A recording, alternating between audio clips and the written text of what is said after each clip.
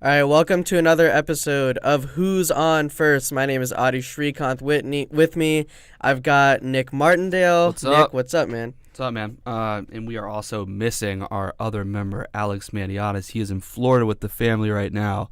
Shout out to you, Alex. Hope everything's going well. Yep, trust everything does go well for Alex. We've got a good slate of stuff to talk about here. National champions, baby. Let's go. Yeah, and that's exactly where we're going to start off. That's probably the best place to start off. Obviously, UVA winning a huge game against Texas Tech in overtime. The final score, 85-77, to give UVA its very first ever national championship. I have been waiting my entire life for this. So, yes, being a Charlottesville native, been a UVA fan my entire life. Both my parents went to UVA. My dad teaches here. So UVA is in my blood, and this championship feels good. It feels really good. The corner obviously was flooded. The day after the championship, I went to Mincer's, and they were already out of the design I wanted for size medium. So clearly, there's a lot of hype around UVA grounds. We're going to break down the game a little bit, just starting down with the key plays of this game. Obviously, people are going to talk about that big three that Hunter hit. Right. That probably is the biggest play of the game. I would agree. Yeah. So that did that give UVA the lead, or It tied it. Okay, yeah. So it tied the game With like 13 seconds left or something like that. Yeah, and that was huge. That helped send that game into overtime. I thought defensively down the stretch, Braxton Key got a lot of really big rebounds. He had 10 in the game total. I agree. Yeah. Defensively, he was also huge. He had 29 minutes, which was actually more than Diakite had. Right. Which is interesting. He had 29 minutes off the bench. I thought he played really well defensively this game. It was nice to see him come in because he'd kind of been looked over the entire tournament. Also, in terms of best plays, so we mentioned the DeAndre Hunter 3, but I just wanted to mention the play as a whole. So we had Ty Jerome drive into the paint on that play. He actually had an open layup, but we would have still been down one, so he decided to kick it out to Hunter on the corner. And I just thought that was such an excellent decision. Like, granted, we still had time. We could have scored again. But I think that his vision and ability to see the open man and Hunter on the perimeter was excellent. And it was just amazing. Yeah. And then something else that I wanted to note is that UVA went 12 for 12 from the free throw line in overtime. Right. Which we kind of sucked from the free throw line for a lot of the game, actually. It was something that kind of bothered me. We missed a number of free throws. Yeah. We weren't like horrible by any means, but missing free throws in the championship game is something that you can't afford to do. Yeah, so I'll actually push back on that a little bit. Overall, Virginia shot 87% from the free throw line, which I think is fantastic. I will agree, though, that earlier in the tournament against Purdue and Auburn, there were some very annoying missed free throws that I think UVA wishes they could have back. Well, not now, I guess, but I mean after that game, because of how tight it was, like towards the end of that game, they probably were wishing that they had those free throws back. Right. But overall, I mean, Diakite was 5 of 6 from the free throw line, which, for people who are not familiar with Diakite's season stats for free throw shooting, Not the best. Yeah, it leaves some. I mean, he's not awful. No, so but it leaves something to be he's desired. 70% from the line, which is honestly not bad. But being 5 for 6, I mean that's 83% from the line in a clutch scenario. So that I thought was huge. And then looking at the box score, Kyle Guy, perfect from the line. Hunter was 7 of 9. Jerome was perfect from the line. Key was perfect from the line. So I think that was a lot of just clutch play from UVA at the line, and I think that, and I bring up the free throw stats because I feel like it's something that people don't talk about because it's not that interesting, but it was huge in this game. Yeah, definitely, especially in OT. And then I guess I guess we'll talk about this next. The pinky call. The pinky call. What do you think people will remember from the Pinky call? What do you think that legacy will be? And in general, do you think they got the call right? So I know we disagree on this, and I personally think that, I mean, as a UVA fan, I'm glad that we got the call, but overall, I prefer to see them stay with the ruling on the court if it's not incontrovertible evidence. It was just it's one of those things where it was kind of hard to see from any angle that it actually touched his pinky. So I think that from an unbiased perspective, they should have kept the call the same. But, I mean, that being said, I'm still obviously glad that we got it because it was a really important call. Yeah. And we talked about this before the show, but my take is that as long as you're going to review the call, while you're reviewing the call, make the best call you can make. Regardless of whether or not it's incontrovertible evidence, I would say if you're reviewing it, make the best call you can make, and I think that's what they did. But I get the point that people are making that maybe they shouldn't have turned the call over. I think regardless, it didn't really it didn't define the outcome of the game. But it's definitely something that people have been talking about. Yep. Who did you think was the MVP of the game for UVA? MVP of the game? I think it's probably Hunter, just because of his ability to shut down Jared Culver, which was Texas Tech's best player. Especially in the second half, which we also mentioned this a little bit earlier, was that, DeAndre did have a lopsided game, and it would have been nice to see him perform better in the first half with 5 points, which is really weak for someone who's supposed to be a leading scorer. He did have 22 in the second half in an OT, which was obviously huge for us. And just his defensive presence was outstanding. He was just a complete wall, and against Culver was a beast. Yeah. I definitely, I agree that the second half and overtime was big for Hunter. It does bother me though that he did disappear pretty much in the first half. That bothers me. I think if you're supposed to be, like a top draft pick in the NBA, I would like to see a little bit more consistency in big games. That said, it's hard to really get upset at Hunter, especially since he was so clutch. Especially late in the game. He was 4 of 5 from 3, including that 3 we talked about that tied the game late in the second half. So I'm not hating on Hunter. I'm just saying that I would have liked a little bit more consistency. I thought the best player was Ty Jerome. He had 16 points, 8 assists, and 6 rebounds. He kind of did a little bit of everything. Defensively, he was solid.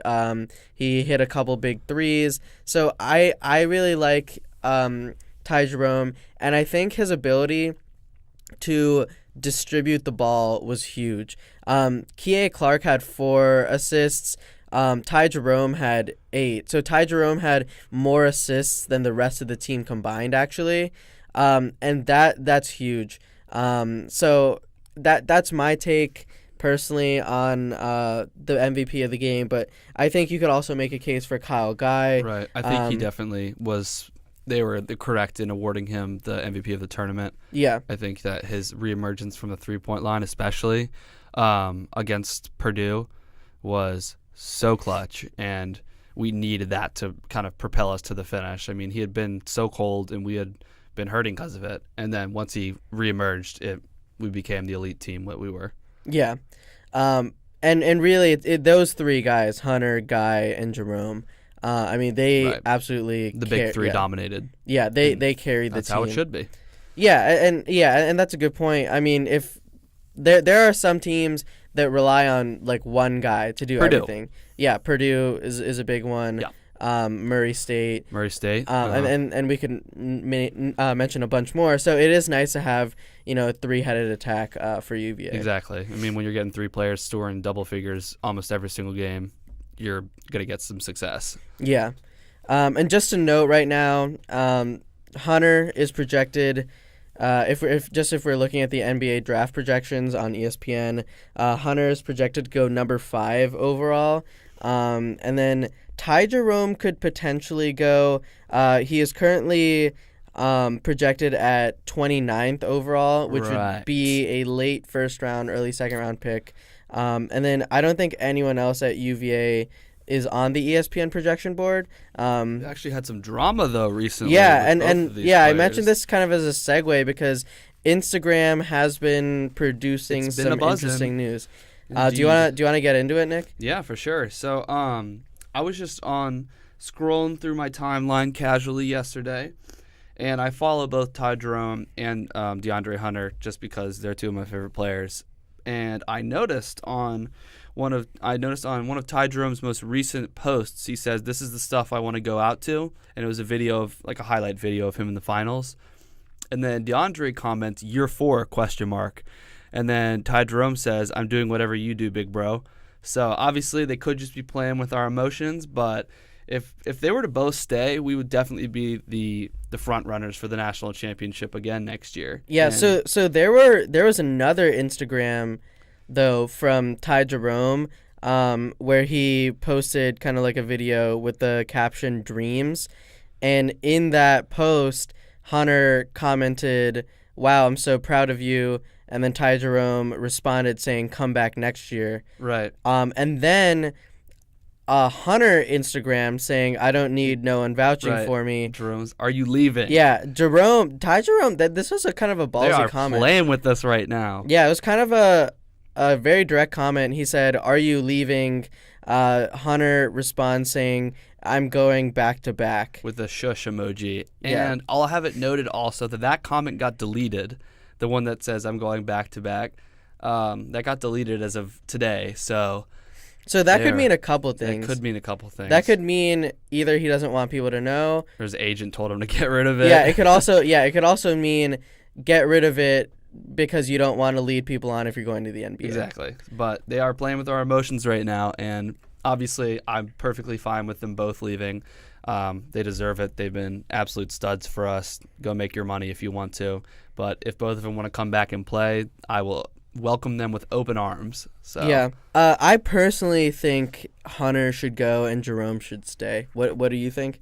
I do think that Hunter should go, especially. I think that we saw the case with Zion, how he almost hurt his knee significantly. Yeah. The longer he stays, the more likelihood there is of him getting injured and lowering his draft stock.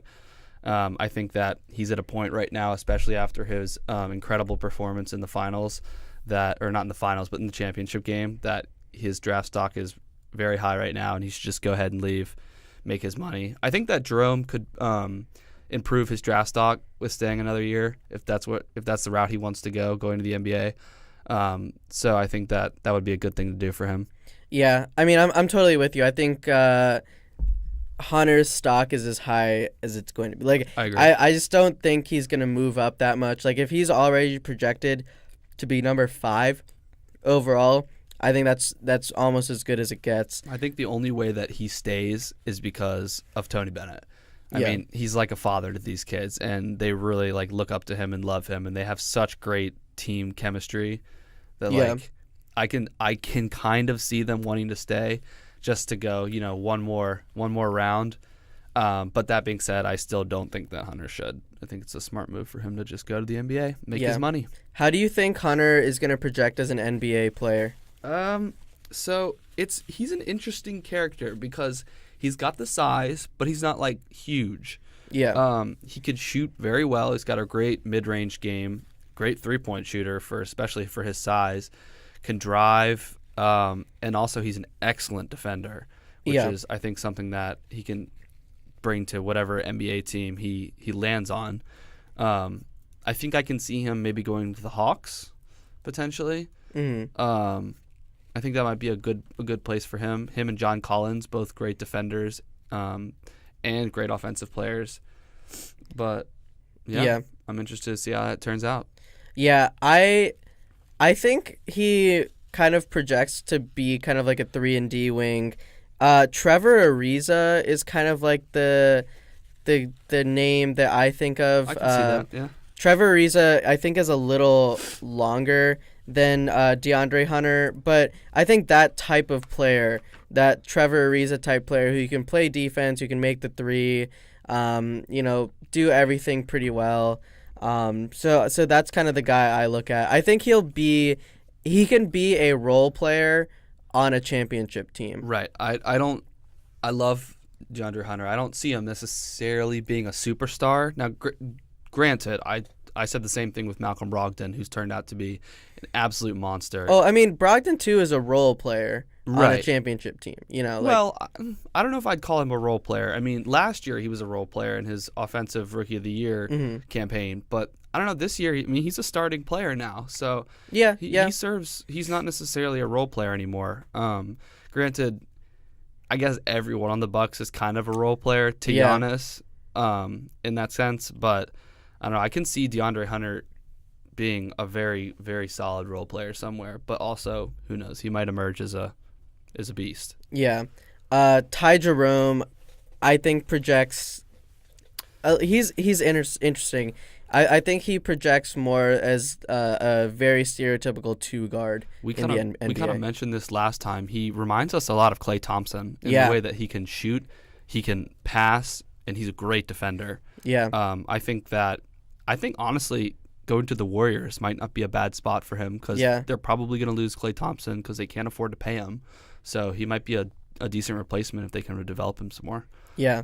But we'll keep our eyes peeled and our ears to the ground for Instagram or wherever news comes out. Exactly. A lot of drama going on right now. Yeah. So I think ultimately DeAndre's out. That's my take. I agree. And I think Ty Jerome is going to stay. That said, you never really know. You never know. Overall, though, a really great season for UVA basketball. Looking forward to next year, what do you think are the realistic expectations for this team?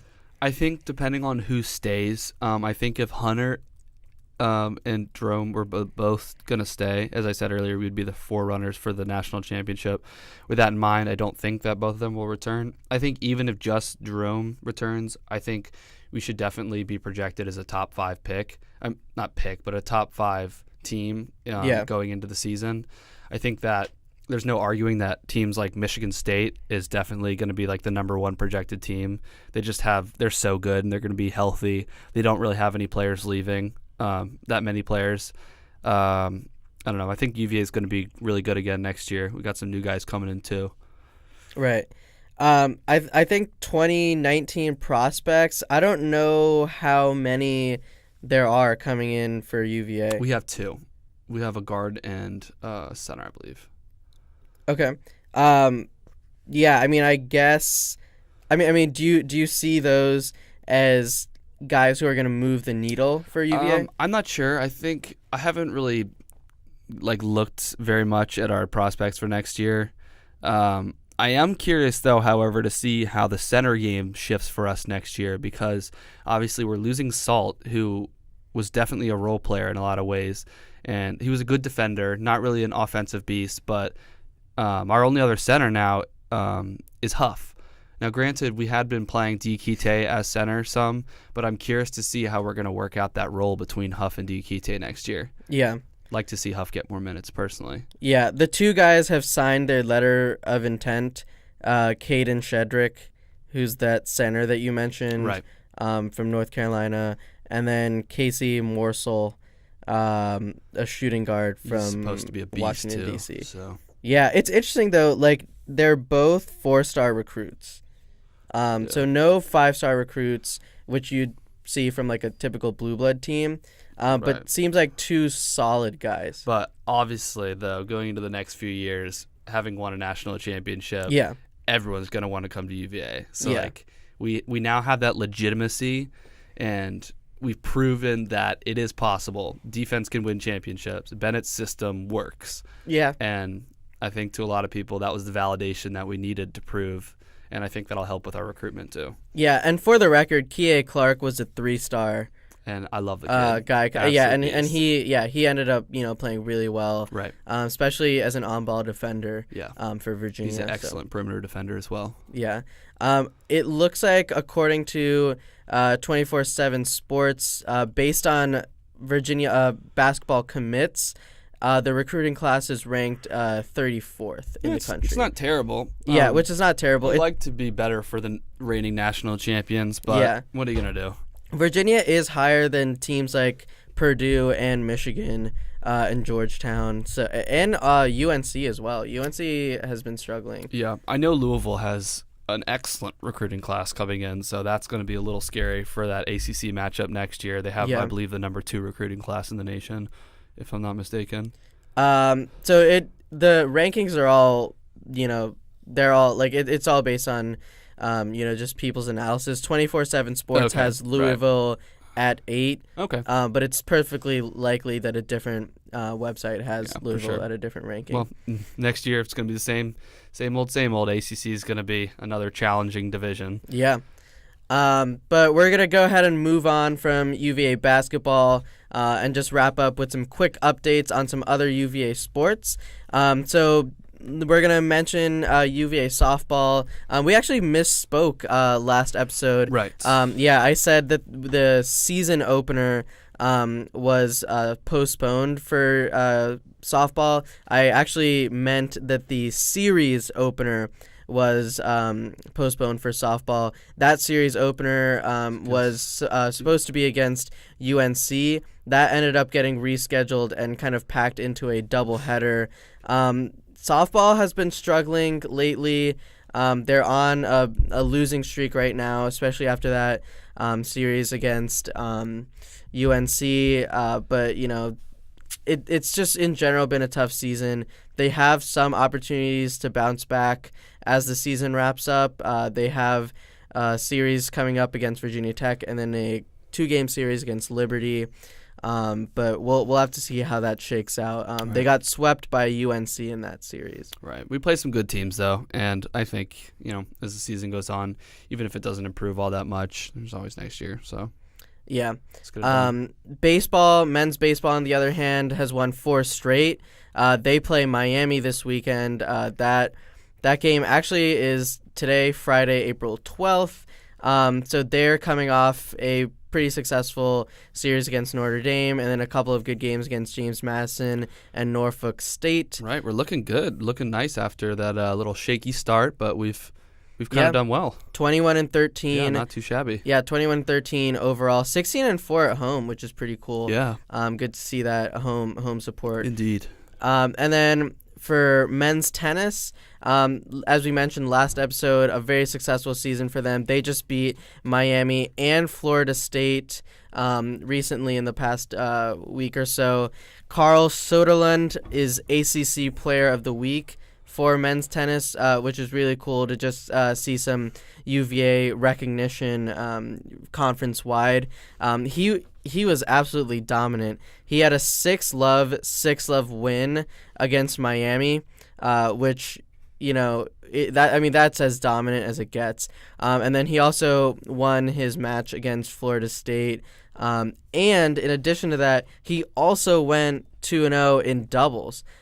Which is pretty huge. So he's just kind of dominant all across the board. Really great to see that deserving ACC Player of the Week. For sure. Yeah, we'll see if that Well even deserved. extends to, larger recognition than just ACC Player of the Week. Yes, sir. And then as we wrap up here, women's tennis unfortunately lost to Florida State. I think that's a tough loss for women's tennis. They're still overall playing really well. They're 16-6. They're still going to be ranked.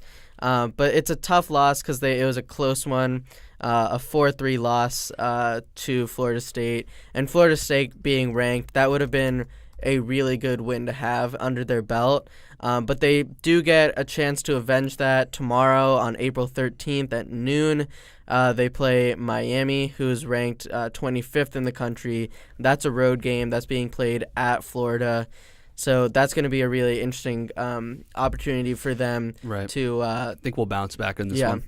Yeah. Mm-hmm. And after that, we have the ACC Women's Tennis Championships in Cary, North Carolina, and then NCAA Regionals, Super Regionals, and Championships. So a lot to look forward to for tennis. And then for women's tennis, men's tennis has the same deal. After they play North Carolina, they will play Virginia Tech, and then they'll have the ACC Championship also in Cary, North Carolina, along with NCAA first and second rounds, Super Regional, and Championship. So a lot of interesting things and exciting things on the horizon for UVA tennis.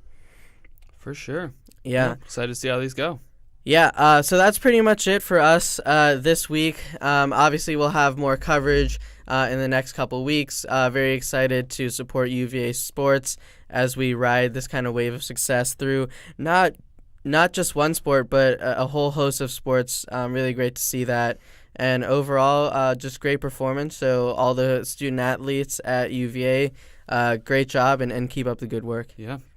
All right, take care, and thanks for listening. Thanks, guys.